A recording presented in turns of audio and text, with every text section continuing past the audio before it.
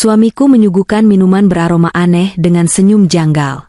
Aku berpura-pura meminumnya, lalu kuberikan sisanya pada selingkuhannya yang haus perhatian. 30 menit kemudian, sandiwara mereka hancur dalam kegemparan yang memuaskan. Sebelum cerita dimulai, silakan tulis di kolom komentar dari daerah mana saja teman-teman menonton. Jangan lupa like dan subscribe agar channel ini semakin berkembang. Lift pribadi berdinding kaca ini membawa kami melesat naik menuju lantai 58. Di luar sana, Jakarta sedang tidak bersahabat. Badai besar melanda ibu kota malam ini. Kilatan petir menyambar-nyambar, menerangi sekejap pemandangan kota yang basah kuyup di bawah kami, sebelum kembali ditelan kegelapan. Suara guntur teredam oleh tebalnya kaca gedung pencakar langit di kawasan SCBD ini, namun getarannya masih bisa kurasakan di bawah kakiku. Malam ini seharusnya menjadi malam yang istimewa. Ulang tahun pernikahan kami yang kelima. 5 tahun. Sebuah tonggak sejarah yang bagi banyak pasangan berarti perayaan cinta yang semakin mendalam. Bagi kami, atau setidaknya bagiku, ini adalah perayaan ketahanan. Bertahan dalam sebuah sandiwara yang semakin hari semakin memuakan. Aku melirik pria yang berdiri di sampingku di dalam lift. Dimas, suamiku. Dia tampak gagah dalam setelan jas mahal yang kubelikan bulan lalu. Wajahnya tampan, tipe wajah yang mudah membuat orang percaya dan jatuh hati. Dulu, aku pun begitu. Namun, malam ini, ada ketegangan yang nyata di rahangnya yang mengeras. Matanya tidak fokus, terus-menerus menatap angka lantai yang berganti di layar digital, seolah dia ingin cepat-cepat sampai, atau malah ingin kabur. Tempatnya bagus, Mas, kataku, memecah keheningan yang hanya diisi oleh dengungan halus mesin lift. Suaraku tenang, datar, tidak menunjukkan gejolak emosi apapun. Itu adalah topeng terbaikku. Dimas tersentak sedikit, seakan baru sadar aku ada di sampingnya. Ah, iya, tentu saja, Mei. Ini yang terbaik untuk perayaan 5 tahun kita, jawabnya dengan antusiasme yang dibuat-buat. Senyumnya tidak mencapai matanya. Pintu lift terbuka langsung menuju area penerima tamu restoran private dining yang sangat eksklusif. Hanya ada beberapa meja di sini, dan semuanya tersekat oleh partisi tinggi yang memberikan privasi mutlak. Pencahayaannya temaram, menciptakan suasana intim sekaligus misterius. Seorang pelayan berseragam rapi menyambut kami dengan anggukan hormat, dan mengantar kami ke meja sudut yang menghadap langsung ke jendela besar. Pemandangan badai di luar sana menjadi latar belakang makan malam kami yang dramatis. Kami duduk berhadapan. Meja kayu mahoni yang mengilap di antara kami terasa seperti jurang pemisah. Pelayan meletakkan serbet kain di pangkuanku dan menuangkan air mineral. Mei, Dimas memulai, suaranya sedikit serak. Dia berdehem. Ada sesuatu yang harus aku sampaikan. Maaf sekali, aku tahu ini malam kita, tapi... Dia menggantung kalimatnya, matanya bergerak gelisah ke arah pintu masuk. Aku meletakkan tanganku di atas meja, menautkan jari-jariku dengan santai. Ada apa, Mas? Masalah pekerjaan lagi? Tanyaku, berpura-pura simpatik. Aku tahu persis apa yang akan dikatakannya. Aku sudah membaca semua pesan di ponselnya saat dia tidur 2 malam lalu. Iya, mendesak sekali. Proyek besar di Kalimantan itu, ada kendala teknis serius. Besok pagi tim harus presentasi ulang ke investor. Dimas menjelaskan dengan cepat, kata-katanya sedikit tersendat. Jadi, aku terpaksa meminta Siska untuk datang ke sini sebentar. Dia membawa beberapa dokumen penting yang harus aku tanda tangani, dan kami perlu membahas strategi briefing sebentar. Hanya sebentar, kok. Setelah itu dia akan pergi. Ah, Siska. Sekretarisnya yang sangat efisien. Atau lebih tepatnya, rekan kerjanya yang merangkap sebagai selingkuhannya selama setahun terakhir. Oh, begitu, kataku, mengangguk pelan. Tentu saja, Mas. Pekerjaan itu penting. Aku mengerti. Kelegaan luar biasa terpancar di wajah Dimas. Dia menghembuskan napas panjang.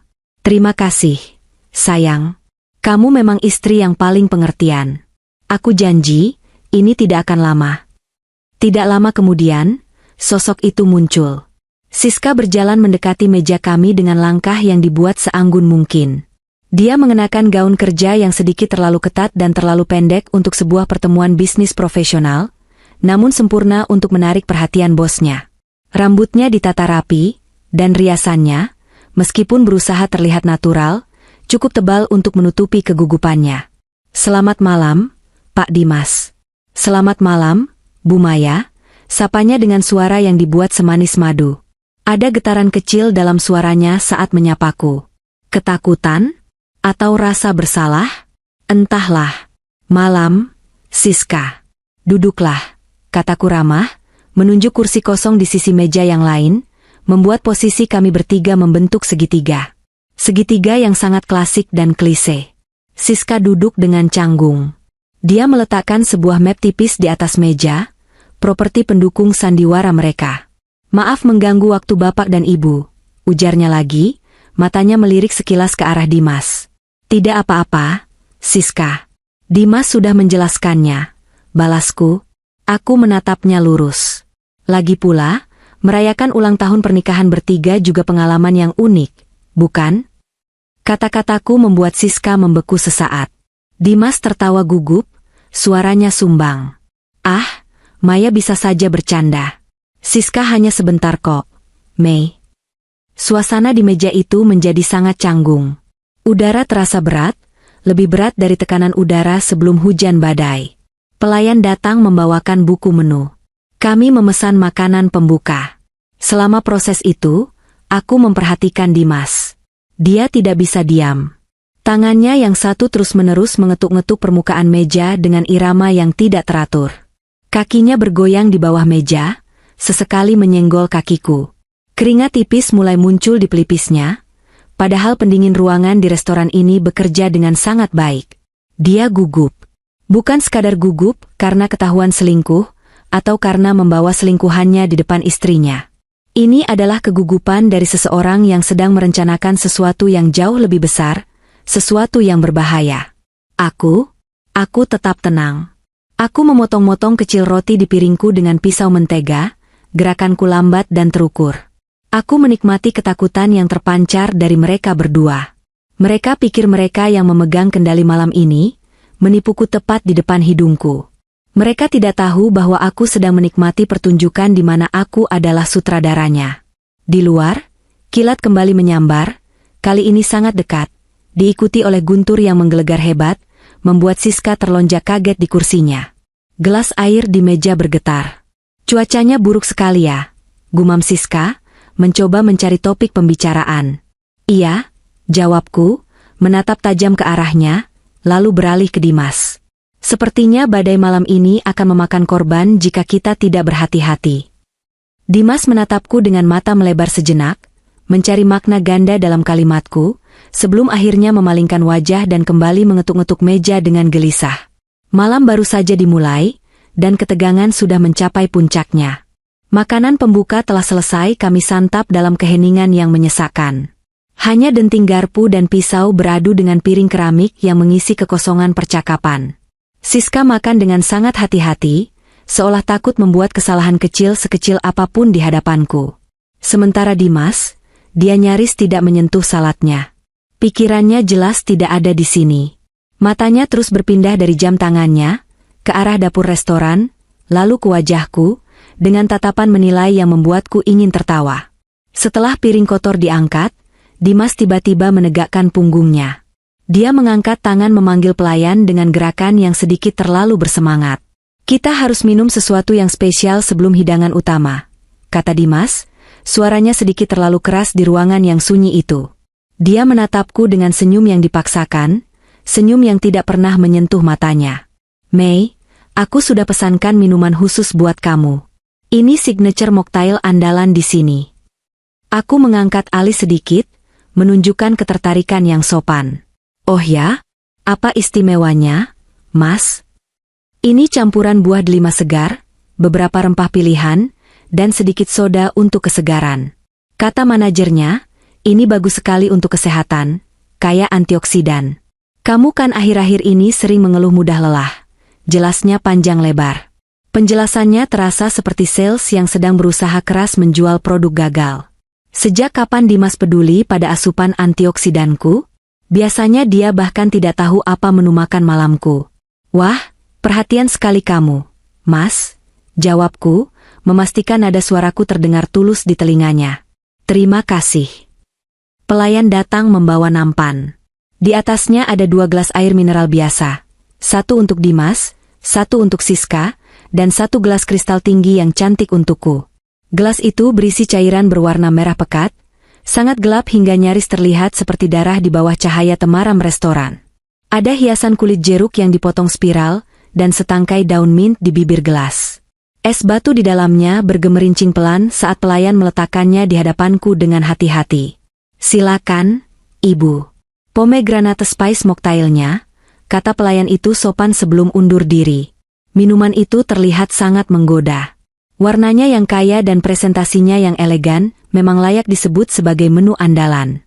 Namun, bagi mataku yang sudah terlatih oleh kecurigaan selama berbulan-bulan, warna merah pekat itu bukan sekadar keindahan visual. Itu adalah kamuflas. Warna yang sempurna untuk menyembunyikan apapun. Serbuk, cairan lain, atau niat jahat. Dimas menatapku lekat-lekat. Dia bahkan berhenti mengetuk-ngetuk meja. Seluruh fokusnya tertuju pada tanganku yang perlahan terulur meraih kaki gelas kristal itu. Siska juga ikut menatap, meskipun dia berusaha menyembunyikannya dengan pura-pura melihat keluar jendela. Ketegangan di udara begitu kental, hingga rasanya bisa diiris dengan pisau. Aku mengangkat gelas itu, merasakan dinginnya kristal di ujung jariku. Aku memutarnya pelan, membiarkan cairan merah itu beradu dengan es batu. Kemudian, dengan gerakan anggun yang sudah kulatih di depan cermin, aku mendekatkan gelas itu ke hidungku, berpura-pura menikmati aromanya sebelum meminumnya. Aromanya segar sekali, komentarku pelan. Memang, aroma pertama yang menyapa indera penciumanku adalah wangi buah delima yang manis dan sedikit asam, bercampur dengan kesegaran daun mint. Aroma sirup yang kental dan manis mendominasi. Namun, aku tidak berhenti di situ. Aku memiliki penciuman yang cukup tajam, sesuatu yang sering dikeluhkan Dimas dulu, karena aku bisa mencium bau parfum wanita lain di kemejanya meski dia sudah mencucinya. Aku menarik napas lebih dalam, melewati lapisan aroma buah dan gula yang manis itu. Dan di sanalah dia bersembunyi. Di balik manisnya sirup delima, ada bau lain yang samar tapi menusuk. Bau yang asing, tidak alami. Baunya tajam seperti bahan kimia pembersih lantai yang sangat kuat, atau mungkin seperti kacang almond pahit yang terlalu pekat. Itu bukan aroma rempah dapur manapun yang ku kenal. Itu adalah aroma bahaya. Seketika, ingatanku melayang ke kejadian seminggu yang lalu. Saat itu Dimas sedang mandi, dan ponselnya terus bergetar di dalam tas kerjanya yang tergeletak di ruang kerja. Aku, didorong oleh intuisi seorang istri yang sudah terlalu sering dibohongi, membuka tasnya. Aku tidak menemukan ponselnya di kompartemen utama, jadi aku meraba kantong-kantong tersembunyi di dalamnya. Tanganku menyentuh sesuatu yang dingin dan kecil di salah satu kantong resleting di bagian dalam. Aku menariknya keluar. Itu adalah sebuah botol kaca kecil, mungkin hanya sebesar ibu jari orang dewasa. Botol itu berisi cairan bening, dan yang paling mengerikan, tidak ada label sama sekali di permukaannya. Hanya kaca polos. Saat itu, aku sempat membuka tutupnya sedikit, hanya sedetik, dan bau samar yang sama, kimia tajam dan almond pahit, sempat tercium sebelum aku buru-buru menutupnya kembali dan mengembalikannya ke tempat semula saat mendengar suara pintu kamar mandi terbuka. Saat itu, aku mencoba menyangkal. Mungkin itu obat tetes mata khusus, atau vitamin cair jenis baru. Tapi jauh di lubuk hatiku, aku tahu itu bukan barang wajar. Sekarang, di restoran mewah ini, dengan gelas kristal berisi cairan merah di tanganku, konfirmasi itu menghantamku dengan kekuatan penuh. Bau di dalam gelas ini sama persis dengan bau dari botol kecil tanpa label di tas suamiku. Jantungku berdegup kencang, memompa adrenalin dingin ke seluruh tubuhku. Ini bukan lagi sekadar perselingkuhan. Ini bukan sekadar Dimas ingin meninggalkanku demi wanita yang lebih muda. Ini adalah percobaan pembunuhan. Suamiku, pria yang berjanji di hadapan Tuhan untuk menjagaku, sedang duduk di depanku, tersenyum kaku, menungguku menenggak racun yang telah disiapkannya dengan rapi. Aku merasakan gelombang kengerian, lalu kemarahan, dan akhirnya ketenangan yang dingin. Jika dia ingin bermain api, maka aku akan memastikan dia yang terbakar. Aku menurunkan gelas itu sedikit dari hidungku, menatap Dimas tepat di matanya. Aku memaksakan seulas senyum tipis di bibirku. Kamu benar, Mas. Ini kelihatannya enak sekali, kataku dengan suara yang sangat tenang, menyembunyikan badai yang berkecamuk di dalam diriku. Dimas tampak lega, bahunya sedikit rileks. Ayo diminum, Mei. Mumpung masih dingin. Tentu, jawabku. Aku mengangkat gelas itu lagi, kali ini menuju bibirku. Jantungku berpacu di dalam rongga dada, namun tanganku tetap stabil saat memegang tangkai gelas kristal yang dingin itu. Ini adalah momen penentuan. Satu gerakan salah, dan seluruh rencanaku akan berantakan. Jika aku menolak minum, Dimas akan curiga. Jika aku benar-benar meminumnya, aku mati. Aku harus melakukan sandiwara terbaik dalam hidupku. Sebuah pertunjukan yang akan menentukan siapa yang akan berjalan keluar dari restoran ini dengan bernyawa, dan siapa yang akan hancur. Aku memiringkan gelas itu perlahan, membiarkan cairan merah pekat itu mengalir mendekati bibirku. Mataku melirik sekilas ke arah Dimas lewat sela-sela bulu mataku. Dia menahan napas. Tangannya mencengkeram serbet kain di pangkuannya begitu erat, hingga buku-buku jarinya memutih. Dia sedang menunggu eksekusi mati istrinya sendiri, dan dia menyaksikannya dengan campuran ketakutan dan antisipasi yang menjijikkan. Bibir gelas menyentuh bibirku. Dingin. Aroma kimia yang samar itu kembali menyengat, tertutup rapi oleh manisnya sirup delima, tetapi hidungku tahu apa yang ada di sana. Aku memejamkan mata, seolah menikmati sensasinya. Dengan kontrol diri yang luar biasa, aku tidak membuka mulutku. Aku hanya membiarkan cairan itu membasahi bibir luarku, menahannya di sana selama 2 detik yang terasa seperti 2 jam, lalu memiringkan gelas itu kembali menjauh tanpa meminum setetes pun. Untuk menyempurnakan ilusi itu, aku melakukan gerakan menelan yang palsu di tenggorokanku, sebuah trik yang pernah kupelajari dari seorang teman teater semasa kuliah dulu. Aku meletakkan gelas itu kembali ke meja dengan bunyi, tik, yang pelan namun tegas. Ah! Aku mendesah panjang, lalu menyeka sudut bibirku dengan anggun menggunakan jari telunjuk. Segar sekali, Mas. Rasanya benar-benar unik. Ada rasa pahit sedikit di ujungnya, tapi manisnya pas. Tubuh Dimas seketika merosot di kursinya. Bahunya turun drastis. Dia menghembuskan napas panjang yang terdengar seperti suara ban kempes. Itu adalah suara kelegaan. Kelegaan seorang pembunuh yang mengira tugasnya telah selesai. Dia berpikir racun itu sudah masuk ke dalam tubuhku. Dia berpikir hitungan mundur menuju kematianku telah dimulai. Syukurlah kalau kamu suka, Mei, kata Dimas, suaranya terdengar jauh lebih ringan, bahkan ada nada riang yang mengerikan di sana. Habiskan saja pelan-pelan, tidak perlu buru-buru.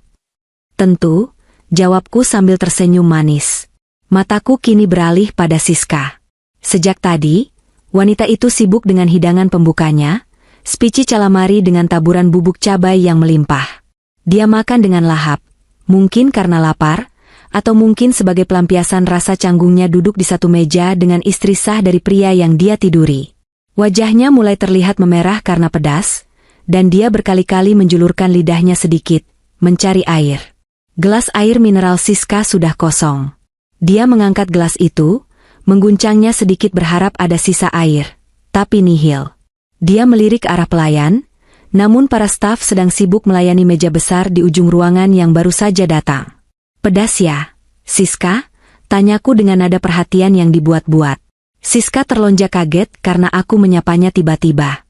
Dia mengangguk cepat sambil mengipas-ngipas mulutnya dengan tangan. Iya, Bu Maya. Ternyata cabainya menyengat sekali. Saya tidak menyangka sepedas ini.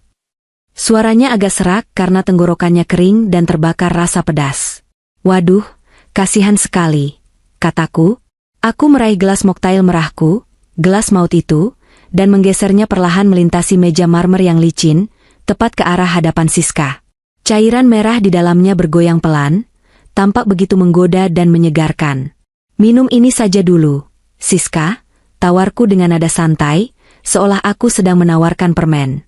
Minuman saya belum diminum kok, baru saya cicipi sedikit di bibir. Masih utuh. Ini segar sekali, manis dan dingin. Pasti bisa langsung menghilangkan rasa pedas di lidahmu.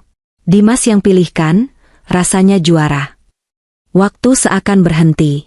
Mata Dimas yang tadinya sayu karena lega, kini melotot lebar hingga nyaris keluar.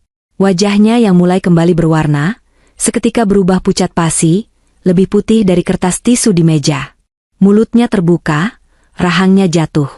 Dia melihat gelas beracun itu meluncur menjauh dari istrinya menuju kekasih gelapnya. "Jangan!" Dimas setengah berteriak, suaranya pecah dan aneh. Dia bahkan setengah berdiri dari kursinya, tangannya terulur kaku ke udara, hendak menepis gelas itu atau mungkin menyambar kembali. Siska, yang tangannya sudah hampir menyentuh gelas itu, berhenti. Dia menatap Dimas dengan bingung, alisnya berkerut.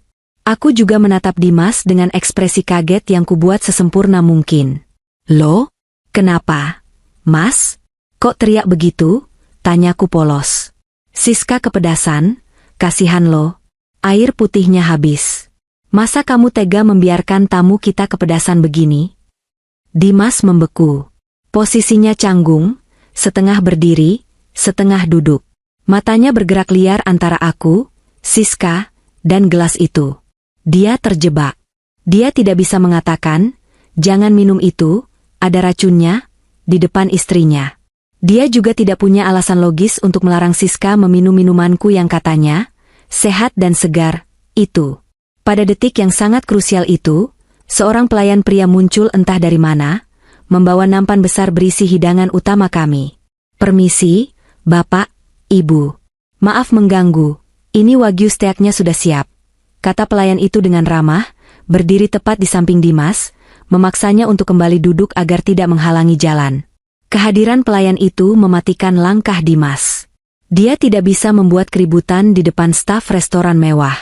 Dengan wajah yang berkedut menahan panik luar biasa, Dimas perlahan kembali menjatuhkan pantatnya ke kursi. Matanya menatap gelas merah itu dengan horor. Sementara itu, Siska menatap Dimas dengan tatapan yang berbeda. Dia salah mengartikan kepanikan Dimas. Dia pikir Dimas melarangnya karena itu minuman mahal milik istrinya, dan Dimas takut istrinya marah. Ego Siska terusik. Dia merasa diremehkan. Dia ingin membuktikan bahwa dia juga berhak atas apa yang dimiliki oleh Maya. Bahwa dia setara. Siska menoleh padaku lalu tersenyum. Senyum kemenangan yang licik. Dia pikir aku bodoh dan lemah karena memberikan minumanku padanya. "Wah, terima kasih banyak, Bu Maya. Ibu baik sekali," kata Siska dengan nada yang sedikit mengejek di telingaku. "Sayang sekali kalau ditolak. Kebetulan saya haus sekali." Tanpa ragu lagi, Siska menyambar gelas kristal itu. Dia tidak mencium aromanya.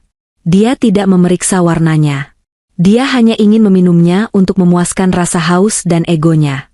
Di hadapan mataku, dan di hadapan mata Dimas yang menatap nanar tanpa bisa berkedip, Siska menempelkan gelas itu ke bibirnya dan meneguk isinya. 1 teguk, 2 teguk, 3 teguk besar. Jakunnya bergerak naik turun saat dia menelan cairan dingin itu dengan rakus. Dia menghabiskan hampir setengah gelas dalam sekali minum. Racun itu kini telah berpindah. Bukan lagi ancaman di dalam gelas, melainkan bom waktu yang berdetak di dalam tubuhnya. "Ah!" Siska meletakkan gelas yang kini tinggal setengah itu dengan puas. "Enak sekali, Pak Dimas. Pilihan Bapak memang hebat. Segar, manis, ada rasa rempah yang unik." Dimas tidak menjawab. Dia tampak seperti orang yang baru saja melihat hantu. Tangannya gemetar hebat di bawah meja. Dia menatap Siska dengan pandangan kosong, seolah melihat mayat hidup. Keringat dingin sebesar biji jagung mulai bermunculan di dahinya, mengalir turun melewati pelipisnya. "Syukurlah kalau kamu suka, Siska," kataku riang. Aku mengambil pisau dan garpu untuk mulai menyantap steakku. Sayang sekali ya Mas Dimas tidak pesan satu lagi untuk dirinya sendiri. Aku menatap suamiku sambil tersenyum tipis. "Kenapa diam saja, Mas? Makanannya nanti dingin, loh." Dimas menelan ludah dengan susah payah. Dia mencoba mengambil garpunya, tapi tangannya gemetar begitu hebat hingga garpu itu berdenting keras saat membentur piring, menimbulkan suara nyaring yang membuat Siska menoleh heran. "Bapak sakit?" tanya Siska khawatir. Sungguh ironis. Dia mengkhawatirkan pria yang baru saja mencoba membunuh istrinya, tanpa sadar bahwa dialah korban sebenarnya sekarang. Tidak, jawab Dimas parau. Aku hanya sedikit pusing. Mungkin efek lapar. Selaku cepat. Ayo makan. Aku memotong daging steak di piringku. Darah dari daging setengah matang itu merembes keluar saat pisauku mengiris seratnya, berwarna merah pekat, mengingatkanku pada cairan yang baru saja masuk ke tubuh Siska. Malam ini baru saja dimulai, dan badai di luar sana sepertinya sedang merayakan kemenangan pertamaku. 30 menit telah berlalu sejak tegukan fatal itu. Suasana di luar dinding kaca semakin mencekam. Langit Jakarta seolah sedang mengamuk. Guntur menggelegar susul-menyusul tanpa henti, menciptakan latar suara yang dramatis bagi drama bisu di meja kami. Lampu kristal besar yang menggantung di tengah restoran sempat berkedip beberapa kali, meredup lalu terang kembali, menandakan pasokan listrik yang tidak stabil akibat badai. Setiap kali lampu meredup, bayangan di wajah Dimas terlihat semakin mengerikan. Kami sedang berada di tengah-tengah menyantap hidangan utama. Atau lebih tepatnya, aku yang menyantapnya. Potongan wagyu ini terasa lezat, lembut, dan juicy. Nafsu makanku justru bertambah melihat penderitaan diam-diam yang sedang dialami suamiku. Dimas hanya mengaduk-aduk kentang tumbuk di piringnya, menciptakan pola-pola abstrak tanpa menyuapkan satu sendok pun ke mulutnya. Matanya tidak pernah lepas dari Siska. Dia menghitung detik, menunggu reaksi yang dia tahu pasti akan datang. Dan reaksi itu mulai muncul. Awalnya hanya hal kecil. Siska meletakkan garpunya dan mengusap lehernya perlahan. Dia berdehem pelan, seolah ada sesuatu yang menggelitik tenggorokannya. "AC di sini kok rasanya mati ya?" keluh Siska tiba-tiba. Dia mengibaskan tangannya di depan wajah. "Panas sekali." Aku berhenti mengunyah sejenak, lalu melirik ke arah pendingin ruangan di sudut atas. "Masa sih? Saya justru merasa agak kedinginan, Siska. Mungkin karena efek hujan di luar." "Ah, tidak mungkin," bantah Siska, nadanya mulai terdengar tidak sabar dan sedikit kasar. Topeng manisnya mulai retak karena ketidaknyamanan fisik yang menyerangnya. "Ini panas banget, Bu. Beneran." Wajah Siska yang tadi putih mulus berkat lapisan bedak mahal, kini mulai menunjukkan rona merah yang tidak wajar. Bukan merah merona yang cantik, melainkan merah padam yang pekat dan membara, menjalar dari leher naik ke pipi hingga ke telinganya. Keringat mulai membasahi garis rambutnya. Dia melonggarkan kerah blusnya dengan kasar, membuka satu kancing teratas karena merasa tercekik. Dimas semakin pucat. Dia tahu persis apa yang sedang terjadi. Dia pasti sudah meriset cara kerja racun itu. Dia tahu bahwa panas adalah tanda pertama organ dalam mulai bereaksi terhadap zat korosif atau neurotoksin yang dia campurkan. Dia ingin berteriak, ingin memanggil ambulans, tapi dia lumpuh oleh ketakutan akan terungkapnya kejahatannya sendiri. "Kamu kenapa, Siska? Mukamu merah sekali," tanyaku, suaranya kudatarkan sedatar mungkin, sambil memotong sekerat daging lagi dengan presisi bedah. "Nggak tahu rasanya." Siska mencoba bicara, tapi suaranya berubah. Suaranya menjadi berat dan serak, seperti orang yang radang tenggorokan parah. Dia memegang lehernya dengan kedua tangan. "Tenggorokan saya sakit. Panas. Seperti terbakar." Siska mulai terbatuk. Batuk kering yang menyakitkan. Napasnya mulai memburu, pendek-pendek dan cepat. Setiap kali dia menarik napas, terdengar bunyi nyik halus yang semakin lama semakin jelas. Saluran pernapasannya mulai membengkak. Dimas tidak tahan lagi. Dia menjatuhkan garpunya dengan keras ke meja. "Minum airnya," seru Dimas panik. Dia menyodorkan gelas air mineral miliknya sendiri ke arah Siska, karena gelas Siska sudah kosong. Siska menyambar gelas itu dengan tangan gemetar. Air tumpah membasahi taplak meja saat dia mencoba meminumnya dengan panik. Namun, air itu sepertinya tidak membantu. Justru dia tersedak, memuntahkan kembali air itu ke atas piring steaknya yang belum habis. "Sakit, Mas, sakit," rintih Siska. Tanpa sadar dia memanggil Dimas dengan sebutan, "Mas," di depanku. Rasa sakit itu telah menghapus akal sehatnya untuk menjaga rahasia. Pengunjung di meja sebelah mulai menoleh. Suasana hening restoran yang elegan mulai terusik. Aku meletakkan pisau dan garpuku dengan rapi di sisi piring. Aku menatap Siska dengan tatapan klinis, seolah dia adalah spesimen di laboratorium. Lalu aku menatap Dimas yang keringatnya kini mengucur deras seperti air hujan. Mungkin kamu alergi udangnya, Siska? Tanyaku tenang, suaraku terdengar kontras dengan kepanikan yang mulai menguasai meja itu. Tadi di sup pembuka ada kaldu udangnya sedikit. Kamu punya alergi seafood? Enggak, aku enggak alergi. Siska menggeleng kuat, matanya mulai berair, air mata kesakitan meleleh di pipinya yang merah membara. Dia mencengkeram pinggiran meja begitu kuat, hingga kukunya yang terawat indah itu seakan mau patah. Perutku, sakit banget tolong. Tubuhnya mulai melengkung menahan kram perut yang hebat. Racun itu bekerja cepat. Persis seperti yang mungkin dijanjikan oleh penjualnya kepada Dimas. Ironis sekali. Dimas membayar mahal untuk racun kualitas terbaik agar aku mati tanpa rasa sakit yang terlalu lama, atau mungkin agar terlihat seperti serangan jantung mendadak. Tapi sekarang dia harus melihat selingkuhannya sendiri tersiksa oleh kualitas racun itu. Dimas, lakukan sesuatu, perintahku dingin. Karyawanmu kesakitan. Dimas menatapku dengan mata nanar. Ada permohonan di sana, ada ketakutan, dan ada kebencian. Dia tahu aku tahu. Dia sadar bahwa aku tidak meminumnya, dan entah bagaimana aku tahu racun itu ada di sana. Tapi dia tidak bisa menuduhku. Bagaimana dia bisa menuduhku? Istriku tahu aku meracuninya, jadi dia kasih racun itu ke pacarku? Pengakuan macam itu hanya akan mengantarnya langsung ke penjara. Kita harus bawa ke rumah sakit. Gagap Dimas, berdiri dari kursinya. Kakinya goyah. Tiba-tiba, Siska menjerit tertahan. Jeritan yang mengerikan, seperti suara hewan yang terperangkap. Dia muntah hebat. Bukan muntah biasa, tapi cairan bercampur darah segar menyembur keluar dari mulutnya, mengotori meja makan yang tertata indah, mengenai vas bunga mawar putih yang ada di tengah meja. Bunyi piring pecah beradu dengan lantai terdengar, saat tangan Siska menyapu meja dalam kejangnya. Tubuhnya merosot dari kursi, jatuh berdebam ke lantai karpet yang tebal. Siska! Dimas berteriak, kali ini benar-benar lepas kendali. Topengnya hancur berkeping-keping. Dia melompat, mengabaikan tatapan semua orang, dan berlutut di samping tubuh Siska yang menggeliat-geliat kesakitan di lantai. Di luar, kilat menyambar lagi dengan dahsyat, menerangi ruangan restoran yang remang itu dengan cahaya putih kebiruan sesaat, memperlihatkan pemandangan mengerikan di meja nomor 9.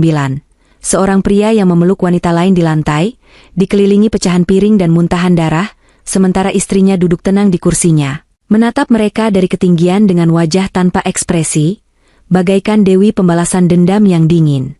Aku mengambil serbet kainku, membersihkan sedikit percikan saus di tanganku, dan menunggu babak selanjutnya dimulai. Suasana di restoran private dining yang semula hening, elegan, dan penuh dengan denting halus peralatan makan perak, seketika berubah menjadi neraka dalam hitungan detik. Jatuhnya tubuh Siska ke lantai bukan sekadar menimbulkan suara berdebam yang menyakitkan, melainkan menjadi pemicu kepanikan massal yang tak terelakkan. Siska menggeliat di atas karpet tebal bermotif klasik itu. Tubuhnya kejang-kejang hebat, kakinya menendang-nendang udara tanpa arah, menghantam kaki meja kayu mahoni hingga vas bunga mawar putih di atasnya ikut terguling jatuh dan pecah berkeping-keping. Air, pecahan kaca, dan kelopak bunga mawar berserakan di sekitar kepala Siska, bercampur dengan muntahan darah dan cairan lambung yang terus-menerus menyembur dari mulutnya. Baunya amis dan asam, menusuk hidung, mengalahkan aroma parfum mahal dan wangi steak yang sebelumnya memenuhi ruangan. Siska! Siska! Bangun! Dimas berteriak histeris. Suaranya pecah, melengking tinggi, kehilangan segala bentuk wibawa yang selama ini dia banggakan sebagai seorang eksekutif muda. Dia melompat turun dari kursinya, nyaris tersandung kakinya sendiri, dan langsung menjatuhkan diri di samping tubuh Siska. Dia tidak peduli setelan jas Armani mahalnya terkena cipratan muntahan. Dia tidak peduli lutut celananya basah oleh air vas bunga. Tangan Dimas yang gemetar hebat berusaha meraih wajah Siska, mencoba menahan kepala wanita itu agar tidak membentur lantai saat kejang. Tolong, panggil dokter, panggil ambulans, cepat. Dimas meraung ke arah pelayan yang berdiri mematung dengan wajah pucat pasi di dekat pintu masuk area kami. Wajah pelayan itu menyiratkan ketakutan murni, dia belum pernah melihat tamu sekarat di restorannya. Aku masih duduk di kursiku, tak bergeming. Tanganku perlahan meletakkan serbet kain ke atas meja, menutupi piring steakku yang kini terasa tak lagi menggugah selera karena pemandangan di bawah sana. Aku melihat semuanya dari sudut pandang penonton di barisan paling depan. Melihat suamiku, laki-laki yang 5 tahun lalu berjanji sehidup semati denganku di altar, kini menangis meraung-raung memeluk wanita lain. Bertahanlah, sayang. Kumohon, jangan tinggalkan aku. Please, honey, stay with me. Teriakan itu menggema jelas. Kata, sayang, itu meluncur begitu saja dari bibir Dimas, keras dan penuh keputusasaan. Ruangan itu mendadak senyap dari suara garpu dan pisau, tergantikan oleh suara bisik-bisik yang riuh. Pengunjung dari meja-meja lain, yang tadinya hanya menoleh sopan, kini berdiri. Beberapa dari mereka menutup mulut dengan tangan karena ngeri, sementara yang lain, tentu saja, mulai mengeluarkan ponsel mereka. Aku melihat kilatan lampu flash kamera dari meja seberang. Bagus. Biarkan dunia melihatnya. Biarkan semua orang merekam bagaimana seorang Dimas Aryo, direktur operasional yang terhormat, memeluk sekretarisnya sambil memanggilnya, sayang, di depan istri sahnya sendiri. Mas. Aku memanggilnya pelan, namun suaraku cukup tajam untuk menembus kepanikannya, walau dia tidak menoleh. Apa yang terjadi padanya? Kenapa dia bisa seperti itu? Dimas tidak mendengarku. Atau mungkin dia memilih untuk tidak mendengarku. Dia sibuk menepuk-nepuk pipi Siska yang kini warnanya mulai berubah membiru. Napas Siska terdengar mengerikan, seperti suara orang mendengkur keras namun tercekik air. Matanya terbalik ke atas, hanya menyisakan bagian putihnya yang terlihat mengerikan di bawah kelopak mata yang bergetar. Mulutnya berbusa, busa putih bercampur darah merah muda. Siska, lihat aku, sayang. Dimas terisak. Air mata mengalir deras di pipinya, bercampur dengan keringat dingin. Dia meremas tangan Siska yang mulai kaku dan dingin. Maafkan aku, seharusnya bukan begini. Racun itu. Dimas tahu persis racun apa yang dia beli. Dia tahu betapa menyakitkannya efek racun itu, karena dia pasti sudah mencari tahunya demi memastikan kematianku efektif. Dan sekarang, melihat efek itu bekerja pada tubuh wanita yang dia cintai, rasa bersalah itu pasti menghancurkannya dari dalam. Dia melihat penderitaan yang dia rancang untukku, justru dinikmati oleh kekasihnya. Seorang manajer restoran berlari mendekat dengan membawa kotak P3K yang terlihat menyedihkan jika dibandingkan dengan kondisi Siska yang kritis. Pak, ambulans sudah di jalan. Tolong jangan banyak digerakkan, Pak, kata manajer itu dengan suara bergetar, mencoba bersikap profesional di tengah kekacauan. Jangan diam saja. Lakukan sesuatu, bentak Dimas kasar, mendorong manajer itu hingga hampir terjengkang. Dia sekarat. Kalian meracuninya. Makanan kalian beracun. Aku mendengus pelan mendengar tuduhan itu. Makanan kalian beracun, katanya. Sungguh ironis. Dia mencoba melemparkan kesalahannya pada restoran. Aku berdiri perlahan, merapikan sedikit kerutan di gaunku. Dengan langkah tenang, aku berjalan memutari meja, mendekati kerumunan kecil itu. Sepatu hak tinggiku berbunyi tak berirama di lantai marmer bagian pinggir, terdengar kontras dengan kekacauan di tengah karpet. Aku berdiri tepat di belakang Dimas yang masih berlutut. Aku menunduk, menatap wajah Siska yang sudah tak karuan bentuknya. Wajah cantiknya bengkak, bibirnya ungu. Kasihan sekali, gumamku datar. Padahal tadi dia bilang minumannya segar sekali.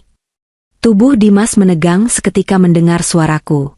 Punggungnya kaku. Dia berhenti menangis sesaat, napasnya tertahan. Perlahan, sangat perlahan seperti adegan film horor, dia memutar kepalanya menoleh ke arahku. Wajahnya basah oleh air mata dan keringat, matanya merah menyala penuh urat-urat kemarahan. Namun, di balik kemarahan itu, ada ketakutan yang jauh lebih besar. Ketakutan saat dia menyadari posisinya. Dia berlutut di lantai memeluk selingkuhannya, sementara istrinya yang dia coba bunuh berdiri tegak menjulang di atasnya, sehat walafiat, menatapnya tanpa setitik pun rasa iba. Kau? Desis Dimas, suaranya parau. Aku kenapa, Mas? Tanyaku lembut, memiringkan kepala sedikit. Aku masih di sini, menonton suamiku meratapi rekan kerjanya dengan panggilan sayang. Romantis sekali perayaan ulang tahun pernikahan kita. Kata-kataku seperti tamparan keras yang membangunkannya dari trans. Dia melihat sekeliling. Dia melihat para pelayan yang menatapnya dengan pandangan menghakimi. Dia melihat pengunjung lain yang berbisik-bisik sambil menunjuk ke arahnya. Dan yang paling parah, dia melihat tatapan mataku. Tatapan yang memberitahunya bahwa permainan ini sudah berakhir, dan dia kalah telak. Sirene ambulans terdengar meraung-raung dari kejauhan, menembus deru hujan badai di luar, sebelum akhirnya berhenti di lobi gedung bawah. Tak lama kemudian, pintu lift restoran terbuka dan 3 orang paramedis berseragam oranye berlari masuk membawa tandu dan peralatan medis lengkap. 2 petugas keamanan gedung yang berbadan tegap mengikuti di belakang mereka, wajah mereka tegang dan waspada. "Minggir, beri jalan," seru salah satu paramedis, memecah kerumunan pelayan yang mengelilingi meja kami. Mereka dengan sigap mengambil alih tubuh Siska dari pelukan Dimas. Dimas terdorong ke samping, terduduk lemas di lantai dengan tangan berlumuran darah dan muntahan. Dia tampak seperti orang gila. Rambutnya acak-acakan, dasinya miring, matanya kosong menatap para medis yang sedang memasang alat bantu napas ke mulut Siska dan menyuntikkan sesuatu ke lengannya. Nadi lemah. Saturasi oksigen turun drastis. Kemungkinan keracunan zat korosif atau sianida. "Siapkan antidot di unit gawat darurat," teriak ketua tim medis itu memberi instruksi cepat melalui radio panggil di bahunya. Kata sianida atau zat korosif membuat suasana semakin tegang. Petugas keamanan langsung memblokir area meja nomor 9. "Mohon tidak ada yang menyentuh makanan atau minuman di meja ini," perintah kepala keamanan tegas. "Ini TKP potensial." Dimas gemetar mendengar kata TKP.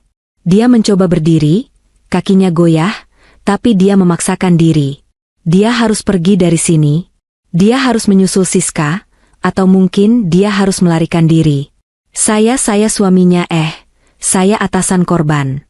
Saya harus ikut," kata Dimas terbata-bata kepada para medis yang mulai mengangkat tandu Siska.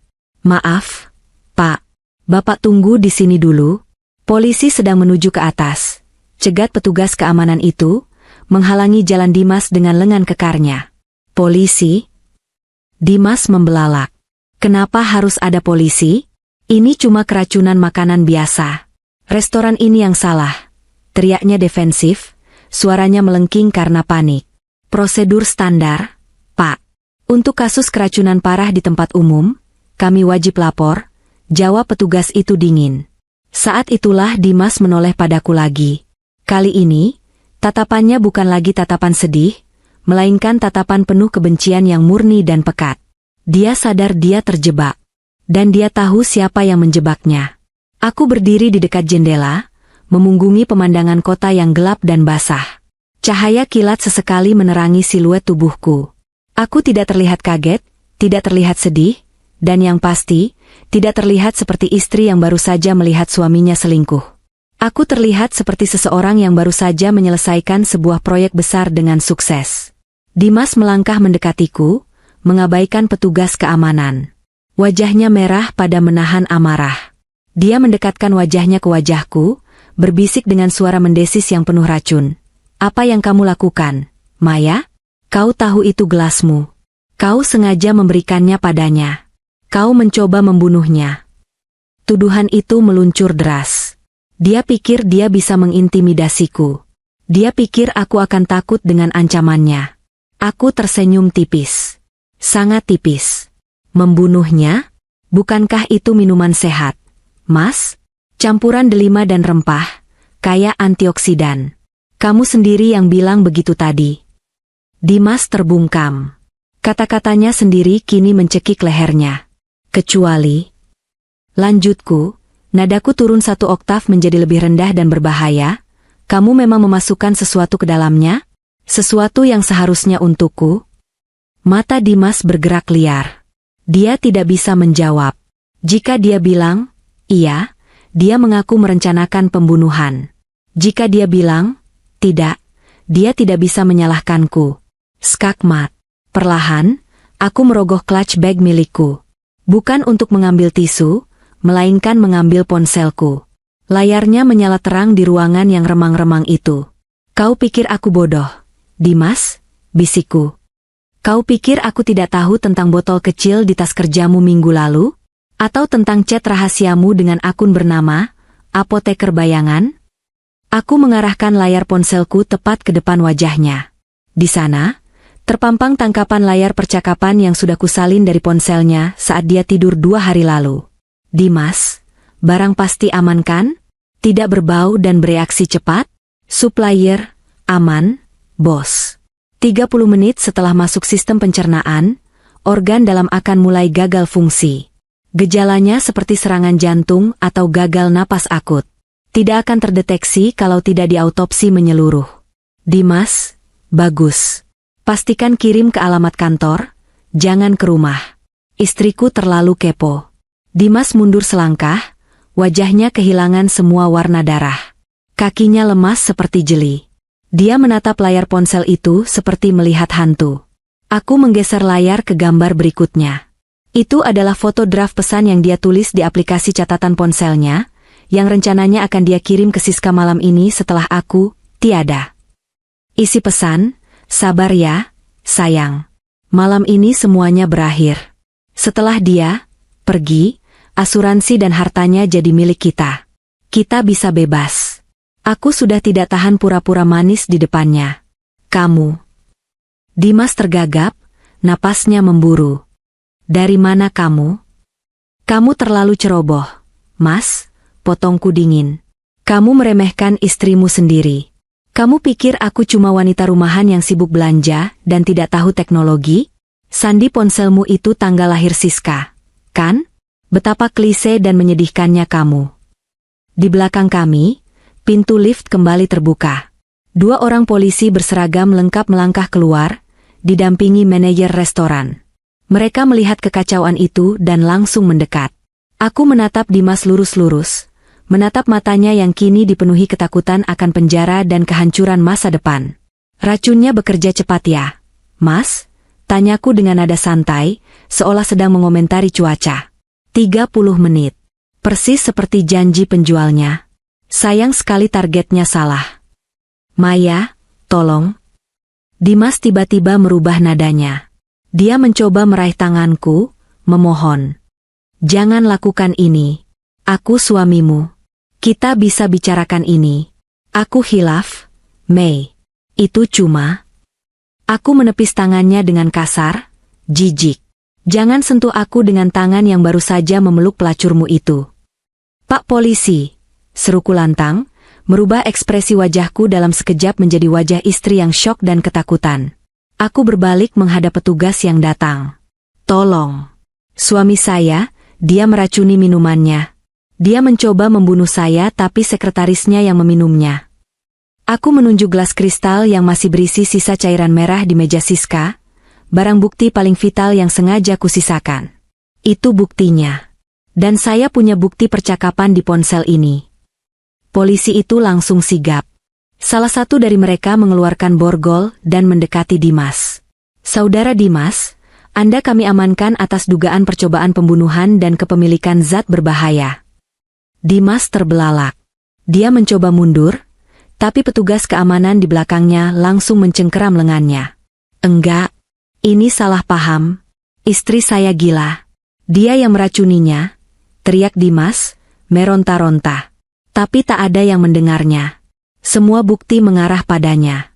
Dia yang memesan minuman, dia yang punya motif, dan dia yang punya riwayat chat pembelian racun. Aku hanya penonton yang kebetulan selamat. Saat polisi memborgol kedua tangan Dimas ke belakang punggungnya, dia menatapku untuk terakhir kalinya sebelum diseret pergi. Tatapan kehancuran total. Dan aku hanya berdiri di sana, memegang ponselku erat-erat, merasakan kemenangan yang mengalir deras dalam darahku, lebih memabukkan dari anggur manapun. Aroma rumah sakit selalu memiliki cara tersendiri untuk meneror indera penciuman manusia. Itu adalah campuran tajam antara antiseptik yang menyengat, dinginnya lantai vinil yang baru dipel, dan aroma samar kematian yang bersembunyi di balik tirai-tirai pembatas ruang gawat darurat. Saat pintu otomatis unit gawat darurat, UGD, Rumah Sakit Pusat Jakarta terbuka dengan desingan halus, Udara dingin dari pendingin ruangan langsung menampar kulitku, kontras sekali dengan kehangatan lembab sisa badai di luar sana. Suasana di dalam UGD malam itu kacau balau, namun memiliki ritme yang teratur bagi mereka yang bekerja di sana. Suara roda berangkar berdecit di lantai, teriakan instruksi medis, bunyi bip-bip monoton dari monitor detak jantung, dan tangisan samar dari bilik-bilik perawatan menciptakan simfoni penderitaan. Di tengah kekacauan terorganisir itu, drama pribadi kami menjadi tontonan kecil bagi para perawat yang berlalu lalang. Aku duduk di bangku tunggu berbahan plastik keras berwarna biru muda. Bangku itu tidak nyaman, dingin, dan kaku, seolah dirancang agar tidak ada orang yang betah berlama-lama di sana. Namun, aku duduk dengan punggung tegak, kedua tanganku memeluk tas kulit Hermisku di pangkuan, seolah tas itu adalah satu-satunya pelampung di tengah lautan badai ini. Di seberangku, terpisah oleh lorong sempit tempat orang berlalu lalang, duduklah Dimas. Pemandangan suamiku saat ini sungguh menyedihkan, sebuah kontradiksi total dari pria percaya diri yang beberapa jam lalu memesankan minuman maut untukku. Kemeja putih Egyptian cotton yang tadi pagi ia kenakan dengan bangga, kini kusut masai, kancing teratasnya hilang entah kemana, dan yang paling mencolok adalah noda-noda gelap di bagian dada dan lengannya. Itu adalah noda muntahan Siska, bercampur dengan sedikit darah, yang kini mulai mengering dan mengeluarkan bau asam yang samar. Dimas duduk dengan posisi merosot, kepalanya tertunduk dalam di antara kedua lututnya, kedua tangannya menjambak rambutnya sendiri yang berantakan. Dia gemetar. Bukan gemetar halus, melainkan guncangan hebat yang menguasai seluruh tubuhnya. Itu adalah tremor ketakutan murni. Di kiri dan kanannya, dua orang petugas kepolisian berseragam coklat berdiri tegak seperti patung penjaga neraka. Borgol perak melingkar dingin di pergelangan tangan Dimas, memantulkan cahaya lampu neon putih yang menyilaukan di langit-langit. Ibu Maya? Suara baritone yang berat memecah lamunanku. Aku mendongak perlahan, mengatur ekspresi wajahku menjadi campuran sempurna antara kelelahan, kebingungan, dan kesedihan mendalam. Di hadapanku berdiri seorang pria parubaya dengan jaket kulit hitam yang membungkus kemeja polisinya. Wajahnya keras, dihiasi guratan-guratan pengalaman dan sepasang mata elang yang seolah bisa memindai isi kepala seseorang. Di dadanya tersemat tanda pengenal, Inspektur Haryo, Reserse Kriminal. Saya Inspektur Haryo, perkenalnya sambil menarik kursi lipat besi dan duduk di hadapanku, lutut kami hampir bersentuhan. Dia membuka buku catatan kecil dan pena. Saya tahu ini malam yang sangat berat bagi ibu, dan saya minta maaf harus melakukan ini sekarang. Namun, prosedur mengharuskan kami mengambil keterangan awal selagi ingatan masih segar dan bukti fisik belum terkontaminasi. Aku mengangguk lemah, mengeluarkan selembar tisu dari tas dan menyeka sudut mataku yang kering. Saya mengerti, Pak Inspektur. Silakan. Saya hanya ingin tahu apa yang sebenarnya terjadi. Bagus, kata Haryo, matanya tak lepas dari wajahku, mencari celah kebohongan. Bisa ibu ceritakan ulang kronologi perpindahan gelas itu? Pelayan restoran mengatakan gelas itu dipesan khusus oleh suami ibu untuk ibu, tapi akhirnya diminum oleh korban, saudari Siska. Aku menarik napas panjang, memberikan jeda dramatis seolah sedang mengumpulkan kepingan trauma. Iya, Pak. Benar. Malam ini adalah anniversary kelima kami. Dimas memesan private dining. Lalu Siska datang, katanya urusan pekerjaan mendesak. Suasana jadi canggung, tentu saja. Siapa istri yang mau anniversary-nya diganggu sekretaris suami? Aku melirik Dimas sekilas. Dia masih menunduk, tapi aku tahu dia mendengarkan setiap kata. Lalu Dimas memesan minuman itu, lanjutku, suaraku mulai bergetar. Dia bilang itu signature mocktail, campuran delima dan rempah, bagus untuk kesehatan saya. Tapi Pak, saat gelas itu datang, entah kenapa naluri saya menolak. Aromanya aneh. Bukan aroma buah biasa. Ada bau tajam yang menusuk, tertutup manisnya sirup. Bau seperti apa? Kejar Haryo, penanya menari cepat di atas kertas. Seperti pemutih pakaian? Atau almond pahit yang sangat pekat? Saya tidak yakin, jawabku ragu. Saya hanya menempelkan bibir, tidak berani minum.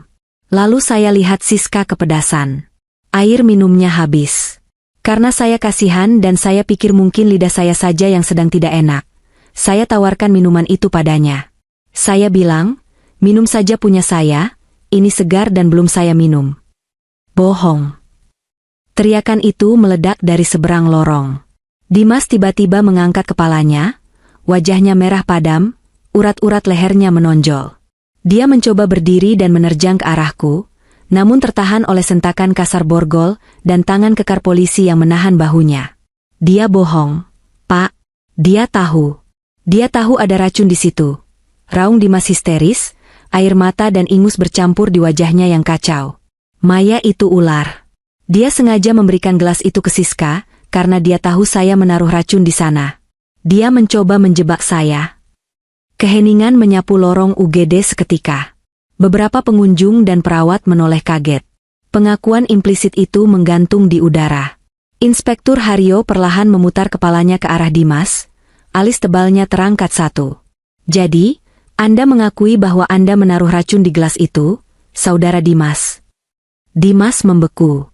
Mulutnya yang tadi terbuka lebar untuk berteriak, kini terkatup rapat saat menyadari blunder fatal yang baru saja ia lakukan. Wajahnya yang merah padam seketika berubah pucat pasi, seputih kapas medis. Dia tergagap, matanya bergerak liar mencari jalan keluar. Bukan begitu maksud saya. Cicit Dimas, suaranya kini menciut. Maksud saya dia menuduh saya. Cukup, potong Haryo tegas. Dia kembali menatapku. Lanjutkan, Bu Maya. Setelah Siska meminumnya. Setelah itu neraka terjadi, Pak, kataku lirih, kembali memainkan peranku. Baru 30 menit, Siska mengeluh panas. Dia tercekik, lalu muntah darah. Dimas, dia langsung panik.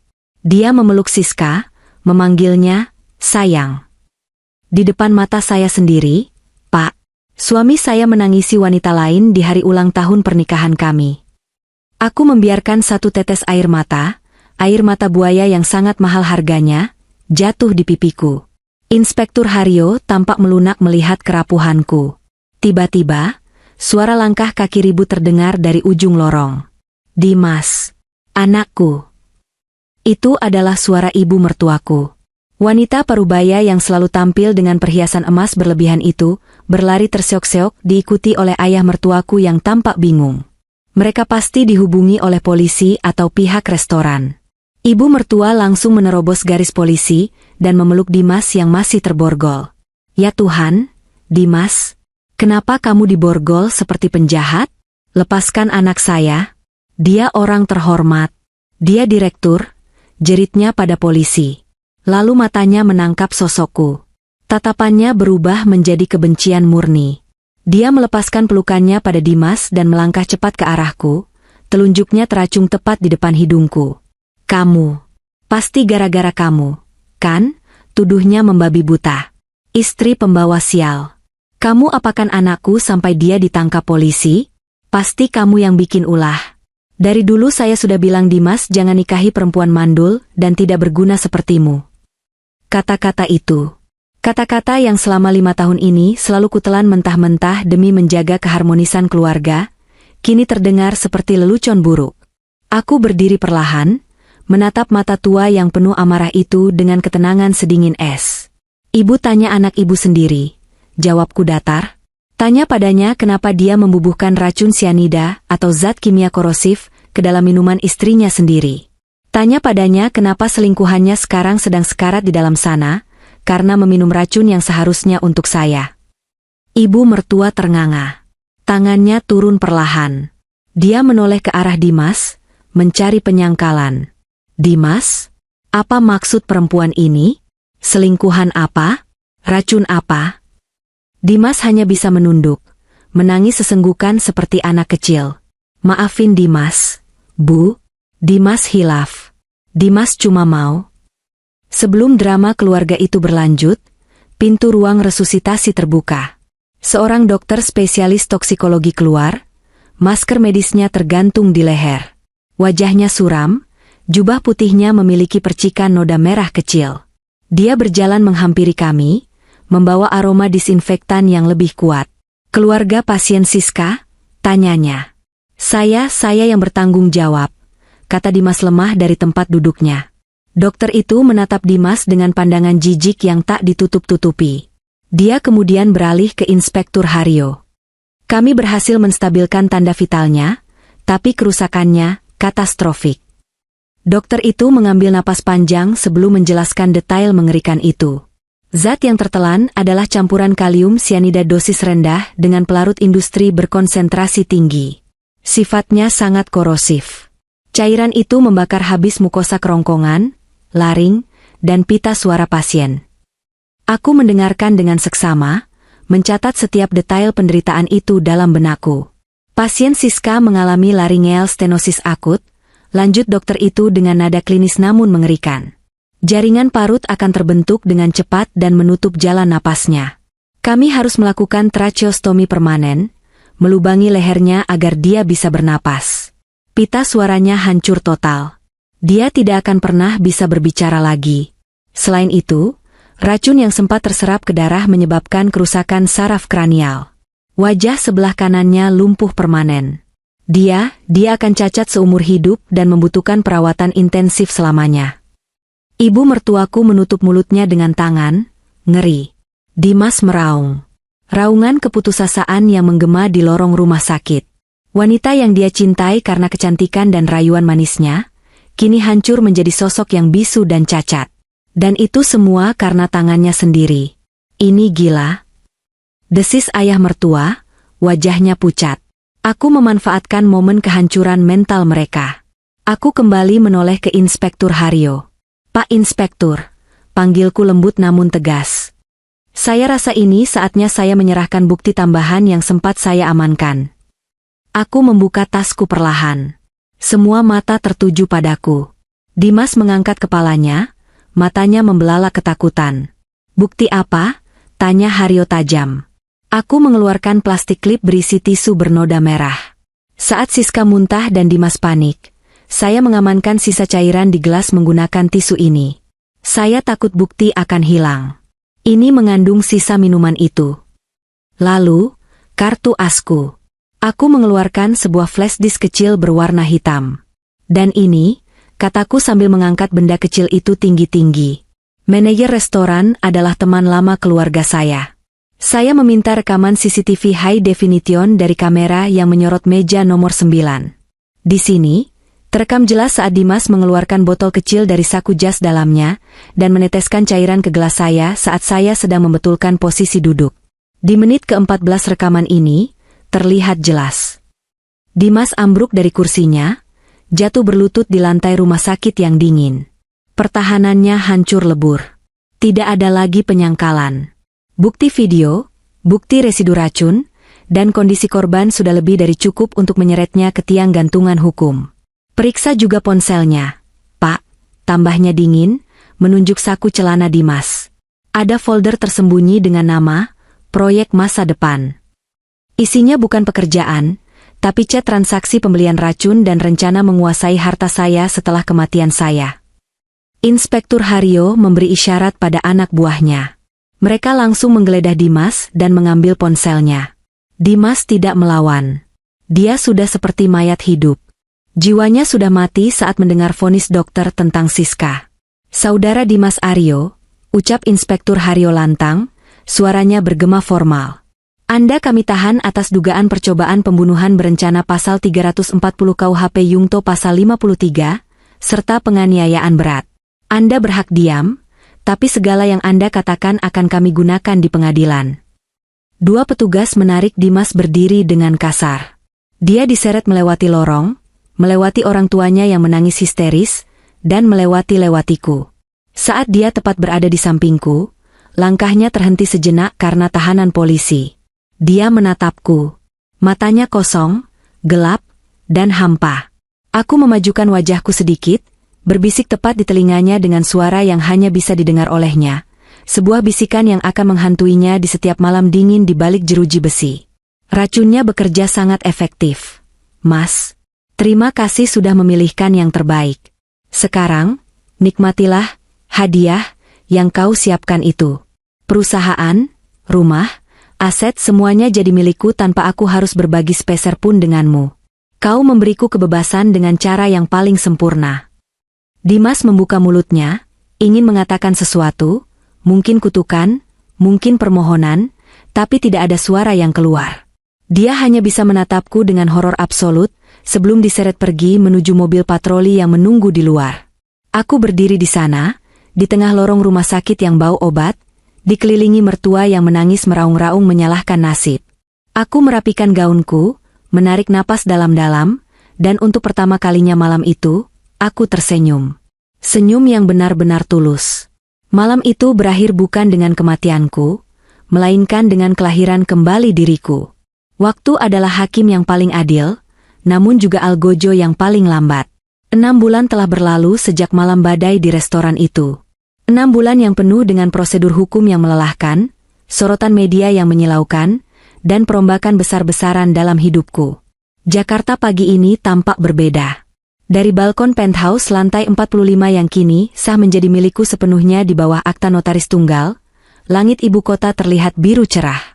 Matahari pagi menyiramkan cahaya emasnya ke atas gedung-gedung pencakar langit di kawasan Sudirman, memantul pada kaca-kaca gedung perkantoran tempat dulu Dimas merasa menjadi raja. Sekarang, raja itu telah jatuh, terkurung dalam kotak beton berukuran 3x4 meter di pinggiran kota. Aku duduk di kursi rotan vintage di balkon, ditemani secangkir teh chamomile hangat dan tumpukan dokumen perusahaan. PT Aryo Sentosa, perusahaan yang dibangun dengan modal dari warisan ayahku namun dikelola dengan arogansi oleh Dimas, kini telah berganti nama. Aku melakukan rebranding total. Maya Corp, nama yang sederhana namun menyeratkan kepemilikan mutlak.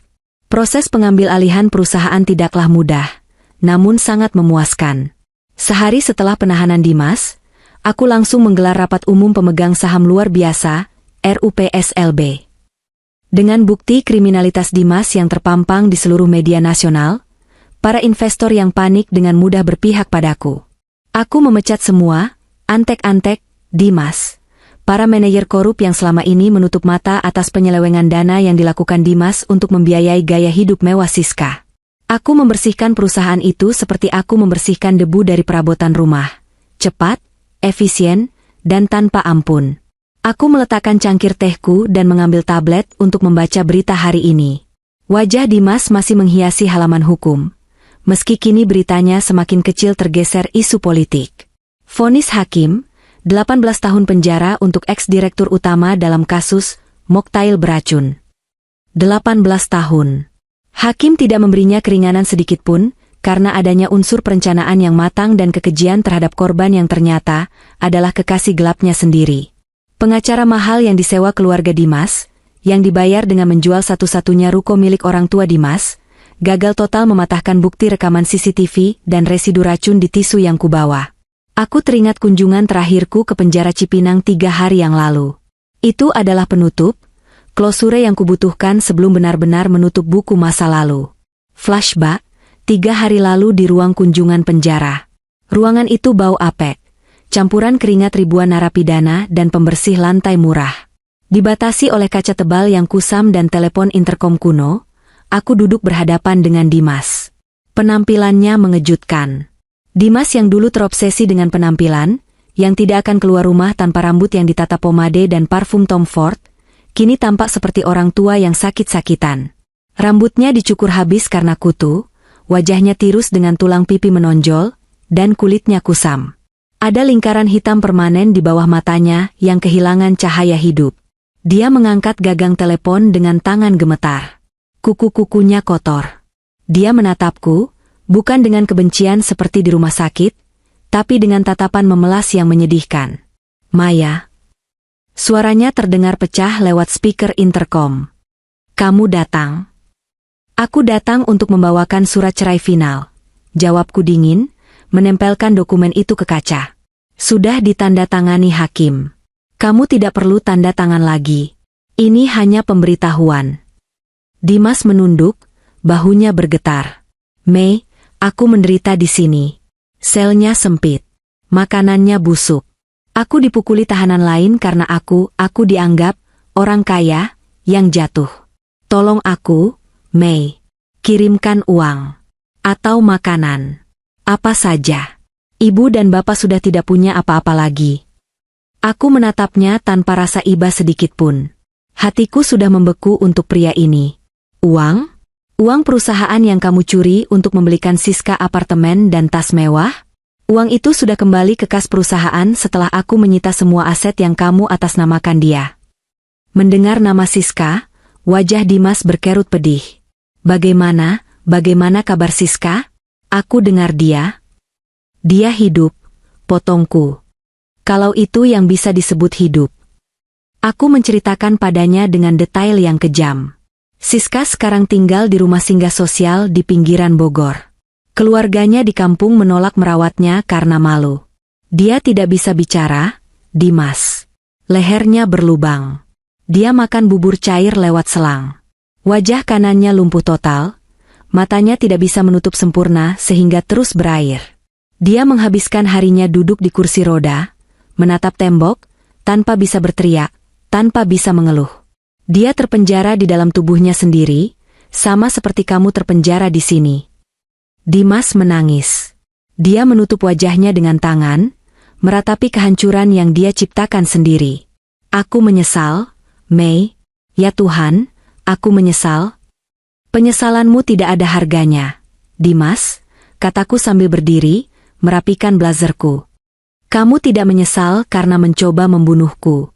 Kamu menyesal karena kamu gagal dan tertangkap. Nikmatilah 18 tahunmu. Jangan harap aku akan datang lagi. Aku meletakkan gagang telepon itu, memutus hubungan kami untuk selamanya, dan berjalan keluar tanpa menoleh lagi, meninggalkan dia yang memukul-mukul kaca sambil memanggil namaku tanpa suara. Kembali ke masa kini, suara dering telepon membuyarkan lamunanku. Itu dari sekretaris baruku, seorang wanita muda yang cerdas dan, yang paling penting, profesional. Selamat pagi, Bu Maya. Mobil sudah siap di lobi. Rapat dengan investor Jepang akan dimulai 1 jam lagi. Terima kasih, Rini. Saya turun 10 menit lagi, jawabku. Aku berdiri, melangkah ke tepi balkon. Angin menerbangkan rambutku. Aku memejamkan mata, menghirup aroma kebebasan. Dulu, aku pikir duniaku akan runtuh jika suamiku mengkhianatiku. Aku pikir aku hanyalah istri yang identitasnya bergantung pada suami. Tapi badai malam itu membuktikan sebaliknya. Aku bukan korban. Aku adalah penyintas. Aku adalah wanita yang menatap kematian di mata lewat segelas moktail beracun, dan dengan tenang menggesernya ke samping. Di bawah sana, kota Jakarta terus bergerak dengan hiruk-pikuknya. Jutaan manusia berlomba mengejar ambisi. Di salah satu sudut kota yang gelap, Siska sedang menatap tembok dalam kebisuan abadi. Di sudut lain yang berjeruji, Dimas sedang meratapi nasibnya di lantai beton. Dan aku ada di sini, di puncak, memegang kendali penuh atas hidupku. Aku mengangkat cangkir tehku sekali lagi, mengarahkannya ke langit biru yang luas. Untuk kehidupan baru, bisikku pada angin. Dan untuk minuman yang benar-benar menyehatkan. Aku menyesap teh terakhir, merasakan manisnya kemenangan yang tidak akan pernah pudar. Langit begitu cerah setelah badai, dan untuk pertama kalinya,